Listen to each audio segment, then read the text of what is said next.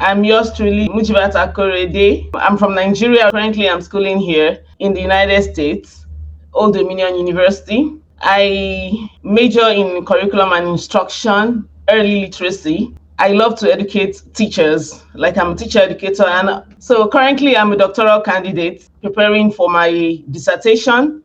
And I'm also the proprietress of the Light Schools, Ilorin, Nigeria. I'm glad to launch this systematic phonics instruction. We'll be together for 45 minutes to 1 hour. Then we'll have question and answer session together with quiz, because at the end of this training, we're going to have quiz section so that we kind of like assess what we've actually gained from this training. Why phonics? Why do you think phonics matters? Why does it matter? Is it important? Must we learn phonics?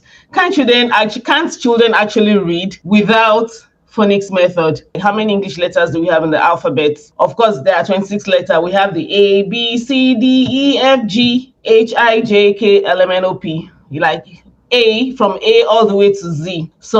But these 26 letters actually represent about 44 speech sounds. So we have the A, the B, K, D, all the sounds. There are a combination of vowel sounds, combination of consonant sounds. English has 26 letters that represent about 44 sounds. So the letter sound system is quite complex. It's complex for children. It's made up complex for adults. Letter sound system is quite complex and it has to be thought systematically. Systematic phonics helps students to decode. They analyze each sound and they decode. They try to put the sounds together to blend. It will help them to read accurately and smoothly.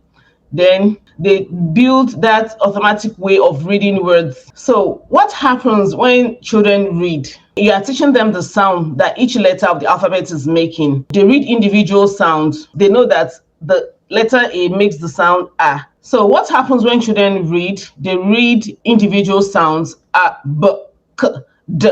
Then they read in chunks. You have at, for example, and for someone who is experienced in reading, like who knows, who is getting familiar with the reading system, that child does not really need to sound all the alphabets, like individual sounds can sound in chunk, like K, then at, because the at together is like a chunk, but at. So then they read in chunks, then they tend to blend. They blend, how do you mean? Like smoothing the sounds together. Then also they recognize words in an automatic way, because by the time they get used to, there are words that we call sight words. So sight words are words that you're familiar with, you have read it over and over again, and it becomes automatic, that you don't have to sound, you don't have to analyze before you pronounce it, go through the stress of analyzing what sounds individual words, its individual letter is making. So it becomes automatic. So those are sight words. At the sight of them, once you see them,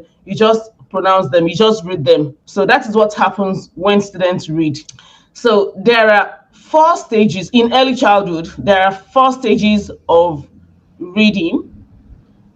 So these 4 stages, children will transit from one stage to another. So how? The first one is pre-alphabetic stage, like pre-phonemic stage. Then the second one is partial alphabetic. The third one is full alphabetic. The fourth one is consolidated alphabetic stage. What is pre-alphabetic stage? When we talk about pre-alphabetic stage, we're saying that these children, they don't really understand. Yeah, thank you. So pre-alphabetic stage, they don't really understand the alphabet principle. They don't know what the sounds these letters are making. So what do? Children rely on visual cues. They rely on visual cues like shapes, colors. We all know the stop sign, especially when you're in the city where you have the stop sign with the diagonal shape. Anyone who sees the stop sign know that this is a stop sign. So it is not that they can actually read up, but they can recognize by the shape, not by letters. So thank you. So as I was saying, children at the pre-alphabetic stage, children rely on visual cues like shapes, colors, and logos. Number 3, instruction should be focused. As educators, we should be aware that instruction should be focused on phonemic awareness. As educators, your instruction for children in the pre-alphabetic stage should focus on phonemic awareness, ability to hear, manipulate, and analyze each sound. Then teach them to recognize the letters. Then teach them how to match sounds, maybe through games or any activities designed for them. Teach them to match sounds to their letters. The second stage is partial alphabetic stage. I'm keep looking away so that I can admit more students, so that I won't keep the participants waiting in the waiting room. So partial alphabetic stage, this is the second stage of reading. It is like early letter stage. So you see children, they know some letters. On YouTube, there's a video on the pre-alphabetic stage. I talked about it in detail, so you can just check it out, and don't hesitate to subscribe, like the page, make comments. So, and also this partial alphabetic stage too was extensively discussed there.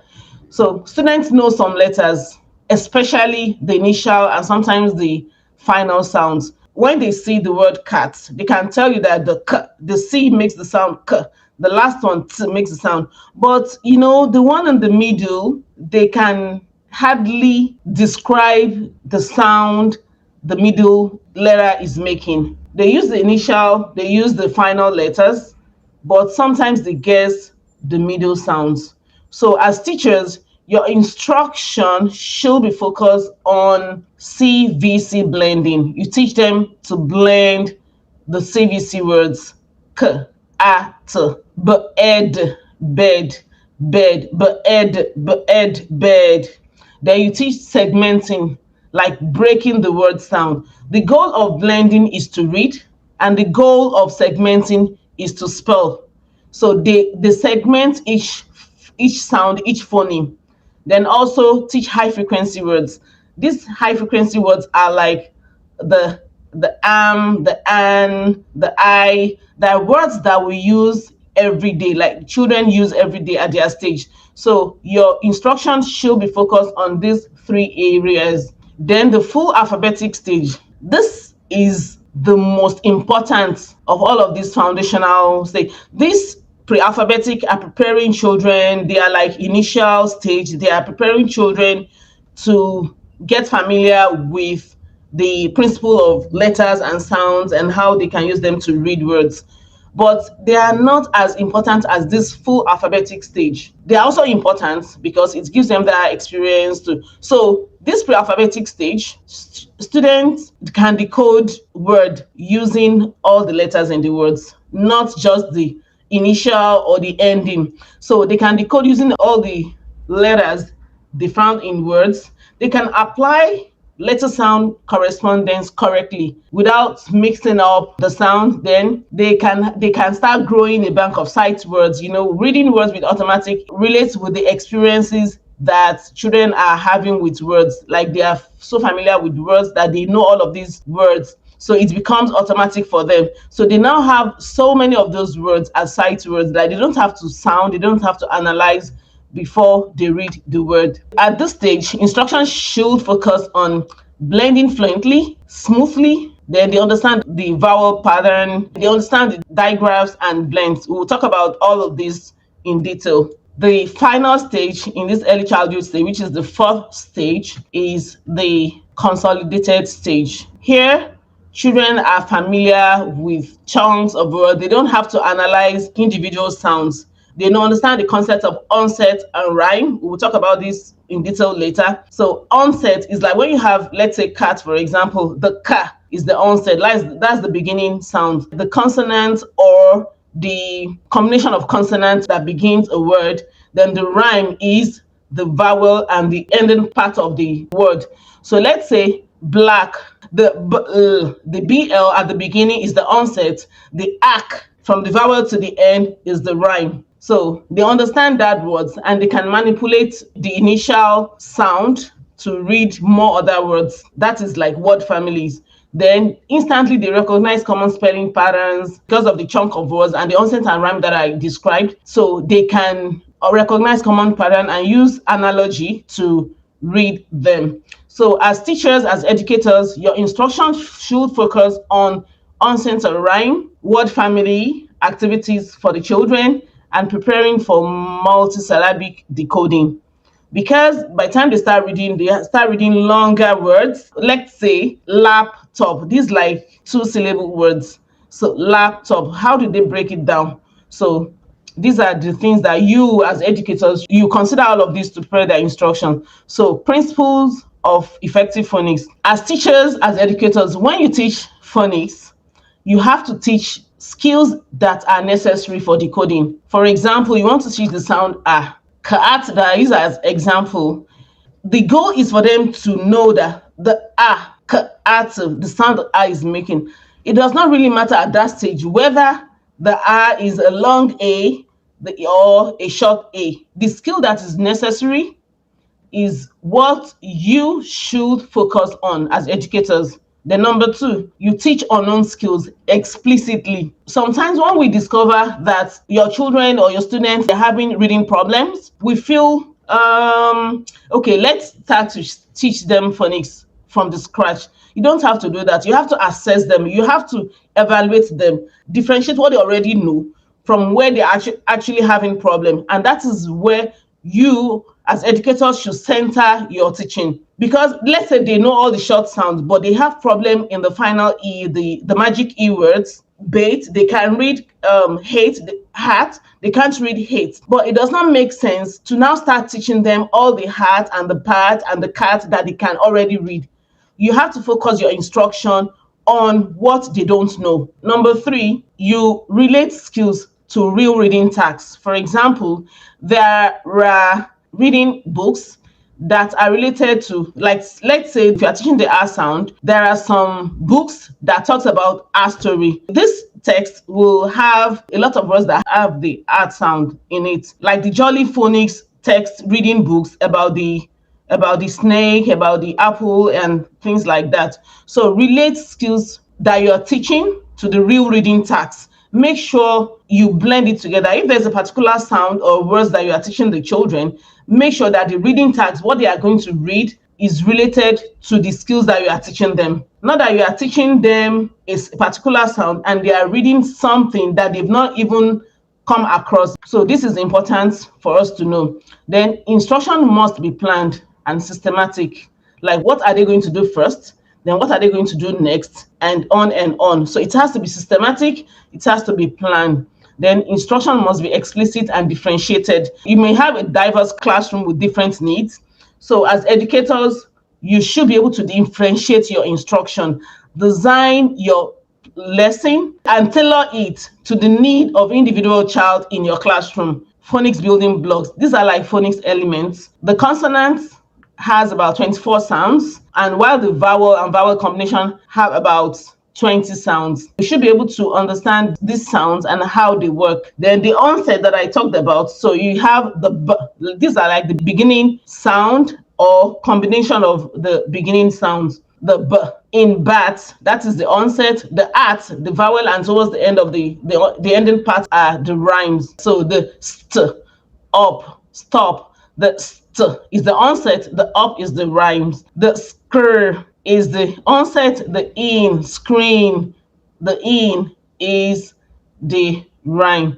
So when they understand how this concept works as educators, and they have lots of practice exercises that they can do with it, they will understand how to manipulate and how to use the analogy to read more words. Then digraph and blends. Digraph is having 2 letters to make one sound. So we have the sh, the S and the H. When they stand separate, they make different sound. This is S is, the H is, the T is t, the H is. So, but when they are together, when you put them together, they make just one sound. This and the is no more and it is sh. Then also the TH is not t, it is th, as in thumb, or the hard one as in that or these or those. The TH makes 2 sounds, the soft one and the hard one. Then the CH, ch, as in church, as in chest, as in chick, as in chain, that is digraph. Then the other one, the second one, is blends.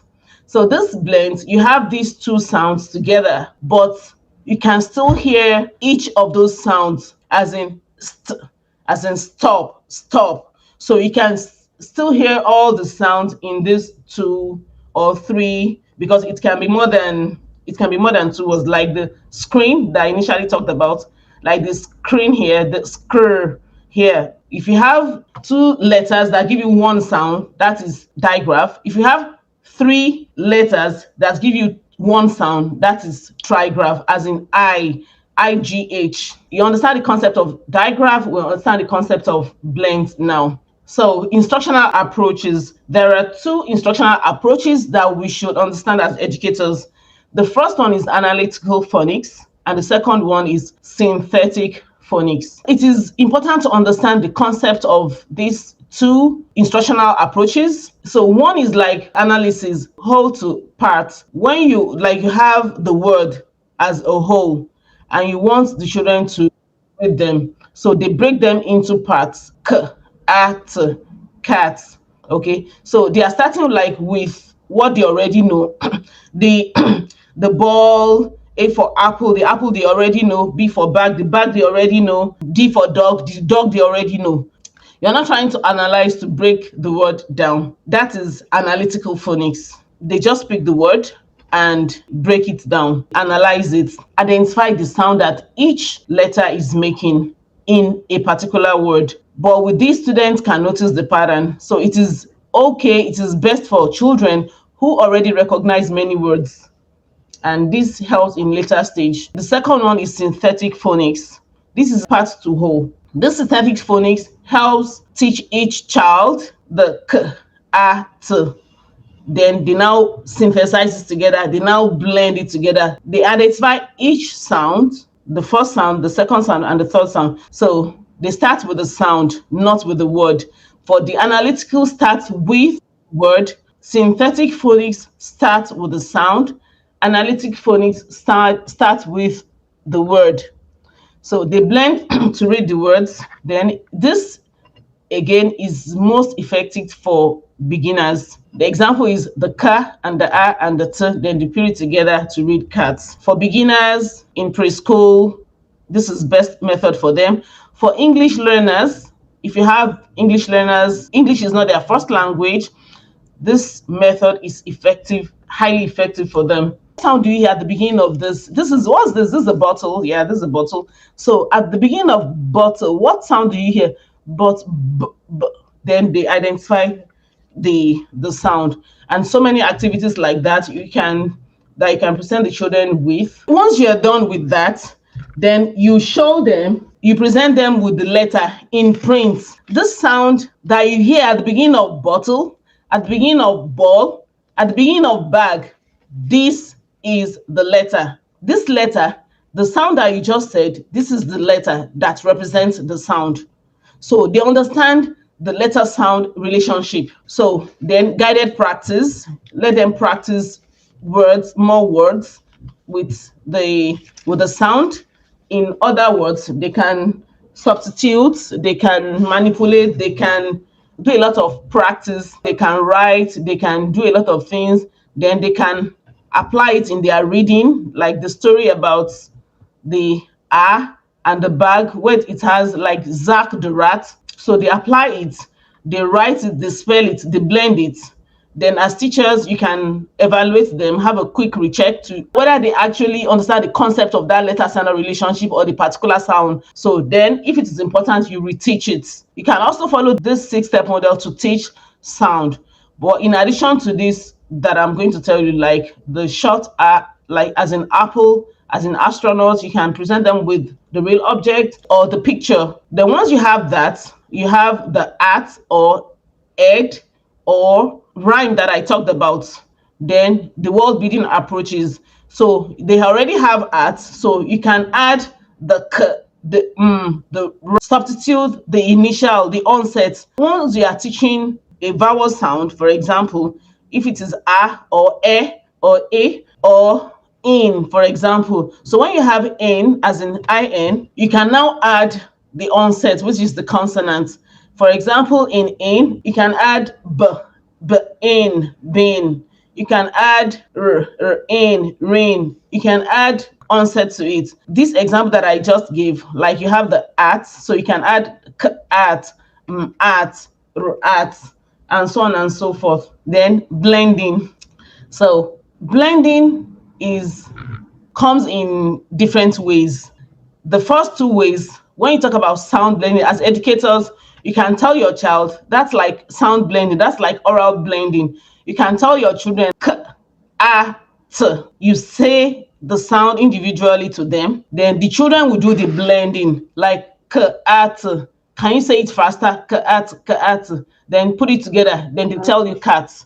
That is sound blending. So when it comes to visual blending, the children actually see the words, they say the word, then they now touch. You can have a sound button beneath each sound. So they touch a letter, they say the sound. They touch the second letter, they say the sound. They touch the third letter, they say the sound. Then they blend it together. So that is visual blending. So sound blending, you give them the sound individually, then they blend it, they give you the blending. But visual blending, the children actually see the word, touch individual sounds, then they blend it together. So this blending can come in two ways. We have the single sound blending and the successive blending. You will think like, which one is sound blending, visual blending, single sound blending? Which ones are? So these are proven methods that researchers, educators in literacy, early literacy have actually worked on, and it's working. The single sound blending is when you have the cat that I use as an example, sound it individually. K, a, t, k, a, t, cat. Okay? K, a, t, cat. Or let's say laptop, it's a bit longer. Laptop, you want to blend laptop together. You want to sound and blend. So the single sound of laptop is l, a, p, t, o, p. L, a, p, t, o, p. Laptop, t, o, p. Laptop. But when it is successive blending, what do? You blend, then you connect, you read l, a, la, p. Then you pick the next sound, l, a, p, lap. Then you pick the next sound, t, lap, t. Then you pick the next sound, or laptop. Then the last sound, p, laptop. That is successive blending. Successive blending works well. Single sound blending works well. So as teachers, as educators, what do? You use a 3-step process to teach blending. The first is sounding individual. They touch the letter and tell you the sound. Then they now do the blending. Is it single sound blending you want them to do, or successive blending, whichever they are comfortable with? But when they are reading words, especially long words, it is better to use successive blending, because sometimes they might forget what the sound the first one actually made. But once they are connecting it in a successive manner, they tend not to forget it. So then the last step is to just blend without breaking the sound. The first one, they touch they read it, then they now blend it in single sound blending or successive blending. Then the last one, they blend it together without hearing a sound individually. So that is blending. Then it is important to have them understand this word pattern concept. Pattern are very important for children to understand. The first one is the CVC, which is very common and we're all familiar with. Usually it has a short vowel sound. The cat, bag, rat, bed, red, 10, and all of that. That is CVC pattern. Then the CV pattern, we have like the go, no, so, be, me. Usually it is a long vowel sound. Then we have the CVC with the final E. We have the bike, the mic, the ride, the take, make, take. Usually it has a long vowel sound. Then we have the vowel digraph, which has, like when you have two vowel sounds together, we have the sheep, we have like boat, so usually it's a long vowel sound. So it is important to expose the children to this pattern. Then how do you teach the final E pattern? So you can use the example of cane, that you have a cane. This is not a cane, no, this is a ruler. Like you have a cane and you have a can. When you present children with the can we change this can to a cane? So you can remove the can and present the cane. But in the real sense, in writing, it doesn't really work like that. How it works is for you to just have the word can, then when you add the E, the word changed to A. But the easy way I use to teach my teachers is, the letters A, B, C, okay? But this sound, the A, E, I, O, U, are making the A, E, O, A, E, O. So A, E, I, O, U. But when it is you have the final E, just change them to their names. You change the sound to their name. For example, look at this man. This is man. But when you have the final E there, the A changed to A. So it becomes main. It becomes main. Okay. So just change. So also when you have O, as in, can you give me an example? The word that has O, CVC word that has O. Anyone? You can unmute and give me an example. No, just say it's not open. The one that has O in the middle, CVC. CVC sound. Mop. Thank you. Up, mop. Okay, it's okay. Up, mop. So that's a good one. So when you now have the E at the end of mop, what sound will that make? That should be mop. So the O there, the O, mop, changes to O. Okay, that's an example. Can you give me a U, CBC word that has a U in it? Mule. Again? Mule. Can you spell it? M-U-L-E. Mule. Mule. So without the U, without the E, without the final E, just CVC. The I, CVC word that has I in it. Okay. Can you spell it? W-I-N. W-I-N. That is win. So when you have the final E, it becomes wine. Okay. Thank you. Dine. So din becomes dine, and so on and so forth. Thank you for participating. So now here is an example, like a reading that you can present the children with to teach the final E or to assess the final E. So you can ask them to choose the right option to make the sentence. The man or the man sees a lion. Number 2, the lion has a man or mane. Number 3, the mane or the man is the hair around the lion's face and on its neck. Number 4, lions like to rest in the shade of a tree. And number 5, lions can hunt for food. By Gunning, 2008b. The man sees a lion. Man, ain, the final E. So you can have the children or guide them to pick the right word that fits in the sentence. The man sees a lion. The lion has a what?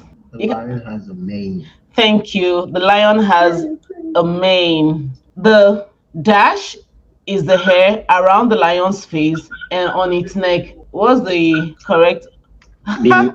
Okay. The mane. The mane. Yeah. The mane is the hair around the lion's face. Yeah, thank you. The mane is the hair around the lion's face and on its neck. And lions like to rest in the shade. Thank you. In the shade of a tree.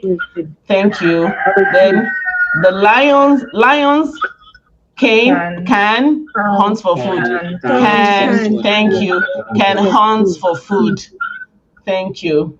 So this is a wonderful way of assessing or teaching the children to understand the concept of what you're actually teaching them.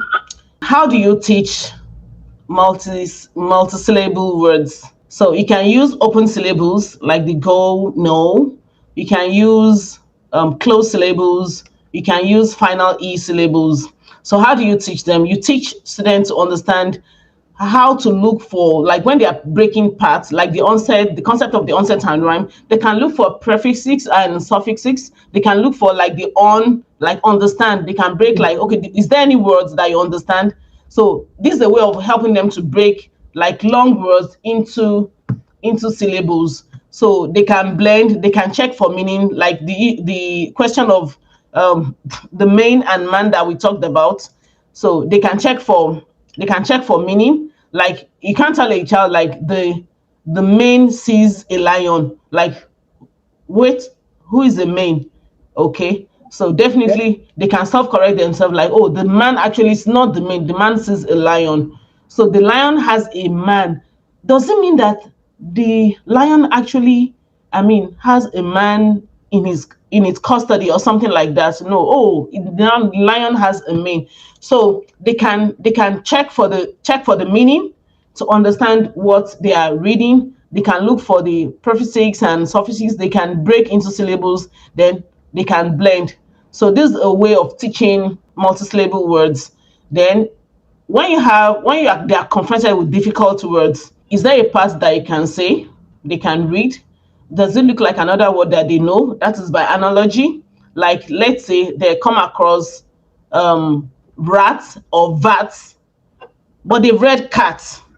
So, but they understand that, okay, the art part of it. So does it really look like a word? Yeah, I think it looks like cat. So they can use the analogy, the concept of the cat that they already know, to read vat, to read what, and to read words that they've never come across. Then if they are finding it difficult to pronounce, they can use another sound that is similar that they recognize. So if I don't look this way, I won't know that we have quite a number of participants at the waiting room. So that's why I keep looking at this side. So does it look like another word that you know? Can you try another sound with it? So then they can blend and then read and reread. As teachers, these are prompts that you can use. Ask them what part can they read? Do they understand or do they know? Does it look like another sound or words that they already know? For example, we have the R sound also has another sound, which is A, the long sound. The G, which is the G sound in early years, has a G sound as well. And quite a number of the I, the letter I also has the A sound, also has the I sound, and so on and so forth. So then you can have them to blend, then blend again faster, read and reread. So we have like English speakers who are like Spanish. Here in the United States, we have Spanish speakers that quite a number of words are confusing, which is similar to what we have in Nigeria. So they represent most of their V with their B. When they want to say very, they can say berry. So when they want to say shout or shit, they can say chout or cheat or something like that. So their A too is not an irregular A, the normal A, like and. The Spanish can say like like big, have their mouth wide open, or I'm not so sure, but it's kind of like related to kind of closer to what we have in Nigeria, the concept of so it's quite very difficult for them. Yeah, thank you, Professor Stevenson Roseman. Thank you, Black Phonics. Thank you, Mutmaina loves you. Use minimal pairs. Like there are words that you can pair together. That the list of words that you can pair together to teach them. I'll show it in the coming slide. Then explicit teaching. It is important to explicitly explain to them the listen, the practice, the speak it, the practice. Okay. So for Nigerian English learners, because in Nigeria, English is our lingua franca, because we have the Hausas, we have the Yorubas, we have the Igbos. But English is actually, English or Pidgin is what actually connect all us together. If you have a Hausa man who cannot speak Yoruba and a Yoruba man who cannot speak Hausa, we have English to communicate. As adults, sometimes we mix it up. Instead of the sound, as in think, as in thin, sometimes we call it tin. It is my tin, Jare. You mean thin, okay? So, and this is where, our sisters, Jato, can always help to correct us. The thing, think, thin, things, okay? So the sound, most of the time, we call it tin. Tin. Sometimes the A as in shape, we mix it. We are trying to emphasize the particular sound, but we misrepresent the sound. So instead of shape, we call it like sheep. I remember when I first started this journey, it was difficult for me to understand short A sound. So the short, the short A sound actually sounds like A, okay? A, as in shape, dig, like that. So, but most of the time we call it E, like we now emphasize E. Instead of shape, we call it sheep. Then, my Nigerian people, the Hausas, the P, we call it F. Instead of pan, we call it fan. Instead of very, just like the Spanish speakers, they can call it like berry. Explicit teaching, they do a lot of listening and speaking. But at the end of the day, they are still not getting it. It is important as teachers to go by the language of your students. If they cannot pronounce p because it is not in their language, please let them call pan fan. Leave them. As time goes on, when they practice over and over, don't get stuck there, right there. Okay. It's not as if you're not going to make attempt to still keep correcting them, but please don't let it stop them from reading. With time fast spent, it's 10 already. Okay. And I want to give time for question and answer. But if you don't assess your child at the end of the reading, if you don't assess them, at the end of the day, when you teach, you need to evaluate your students. Have they really understood what you have taught them? Are they really getting it? Have you met with the goals and objectives of teaching? So you need to assess them. You can use phonics inventory. You need to monitor their progress. Where are they? Where did they start from? Like MKO, you know where they are, you know where you want to take them to. So in between those two, where are they at the moment? So you need to monitor their progress and you document it. Then you can have a quick checks while teaching, at the end of teaching. Then when there is need, you adjust your instruction immediately. Don't leave it till another time. Then you implement it in your instruction and integrate it in your planning for the next class. Then to reinforce activities, these are instructional method of teaching: word sorting, making words, like creating more words, making more words, like circuit message, decodable text, predictable books. So here are activities that you can use to reinforce them so that we can give room for question and answer. So in conclusion, phonics teaching has to be systematic, it has to be explicit, and this is a very good and easy way of building readers. Your teaching impacts long life literacy. Thank you for being part of children's life and education. So before we move forward to quiz, this is the quiz. You can use your phone to scan it. While we do that, do we have any question? So do we have any question? If you don't, kindly scan this. I can copy the link and put it in the chat box. Yes. Well, my name is Stevenson. I don't really have a question, but I would like to place a word of congratulations on this amazing presentation on phonics. Thank you. Actually an area that so many people have been trying to explore, but with a lot of challenges. So bringing up this, let's say, webinar or live presentation is very supportive to so many people. And as a student, I am also enjoying listening to you breaking down all the little bit of phonics. This is very, very interesting, and thank you for sharing this. So my question is, how do you deal with this situation where you have 8 years old, they are in basic 3. So they are from the ages of 7, 8, 9, even I have 10-year-olds, 11-year-olds in the same class. So, but majority of them have problems reading.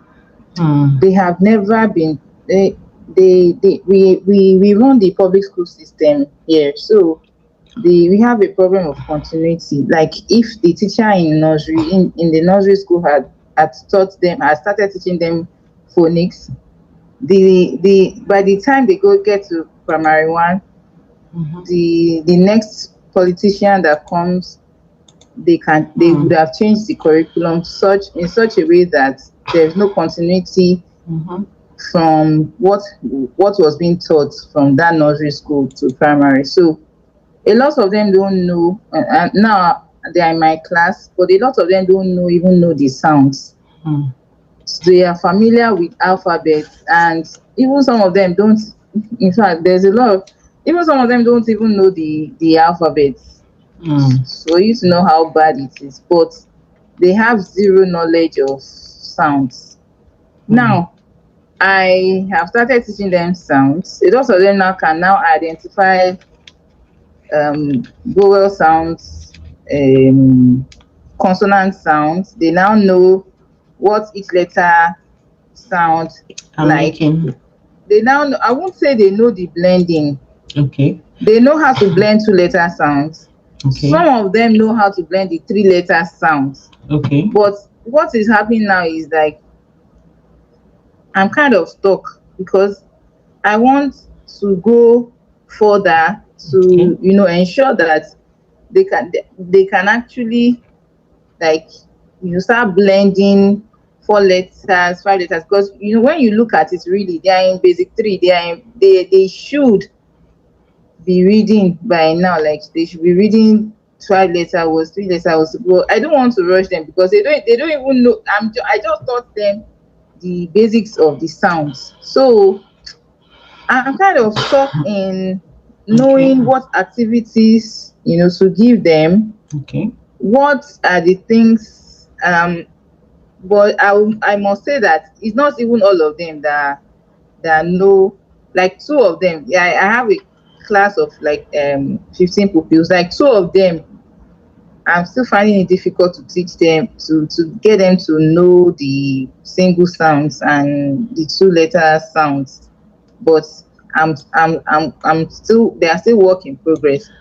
But I'm just stuck with the activities to give them. I know that with more activities they can catch up on. So I don't know if you can suggest activities like class work or homework to do to improve their, and then to make them be able to practice it and to realize that they don't have any other option than to use sound, because some of them still start going back to that alphabet, the alphabet, like okay, when I say okay, they know k, at, b, b, ed. So sometimes when I now just give them a book, or I just write it for them, so you will see them going back to that alphabet. Some of them close their eyes and start trying to remember what they have memorized, all this maybe in other classes, like is it cat, they start they try to go back. I understand. So Yes. the issue is, number one, as teachers, as educators, I appreciate the fact that you're showing this concern, okay? But as teachers, sometimes we also need help to be able to help our students. If you don't get the help, how will you be able to? So it's all based on the instruction, okay? So as teachers, they know the concept of like the ed, the kaatu, but there are some more detailed aspects of phonics that they still need to be exposed to, okay? There are some practices they still need to do. There was a time at the Light School, and I think we still do it now. At the Light Schools, we identified like some of those students like that they brought them from another school. So they have this reading problem, they have this reading challenges, okay? Most of the time, our children in nursery, they're already reading, okay? They're already reading nursery 1, nursery 2. They can blend, they can segment, they can read. But you have these children, like 8 years old. How can you take 8 years old child to nursery 2 or nursery 1? It's not easy like that. Yes.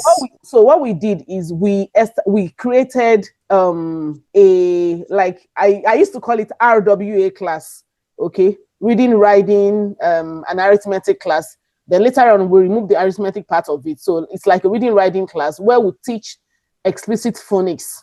So we have some teachers, may Allah bless them, they help in creating extra time. Like children would have to come very early, or they stay back late at school, so that we can teach them. Then it used to be like maybe like one period, like first period of their, so we use it to teach them phonics. Then they will now go back to their normal class for the rest of the classes. So they need that separate time, even if it is just 30 minutes a day, to teach them explicit phonics instruction. Okay, so it's not something that we can cover, even if we have a whole day. Okay, we may not be able to cover all the details of what you need to teach them. So, and it is because I've been getting lots of complaints, just like as you have presented, but sometimes you need to embed the phonics method in their teaching. Like while they are reading, first we have the quiz and reflection right here. Some children may have problem in pronouncing the reflection. So like the example that I gave, can you just tell me in this reflection, is there any word that you know that you can read there? They can tell you they can read Tion. In the early days, we can call it like Tion, okay? But once they know that, oh, this Tion is Sean, okay? Or the lek, Sean, lek, or reef or ref, they can call it ref, okay, reflection. Then you now tell them, okay, this is reflection. So can you call it faster? So this is like you are embedding phonics into their normal reading. Okay, so this is also very important. You don't have to. So sometimes you might need to. Those children, they are older. Okay, so they need less. I mean, you can't. They need less time, or they don't have all the time. Okay, for you to start teaching them like all the years, like those in kindergarten or playgroup. So they don't have all the years, but with little time, if you expend little time on them, they can learn a lot. What you can teach a kindergarten or preschool child in a year or in 3 months, they can get it in 1, 2, 3, 4 days. So when you create the time for them, so it is in interest of this. I don't know if whoever is interested. So there's going to be come January, there's going to be a phonics mastery course, which is like 4 weeks course. So it's going to include lesson plan, assessments, slides, and recordings on how to systematically teach your students how to read. Okay, so details will be sent to your emails later so that you can have the detail. Whoever wants to register is going to be just for a token. It's just for a token. So this can help you, educators, teachers, to support your children.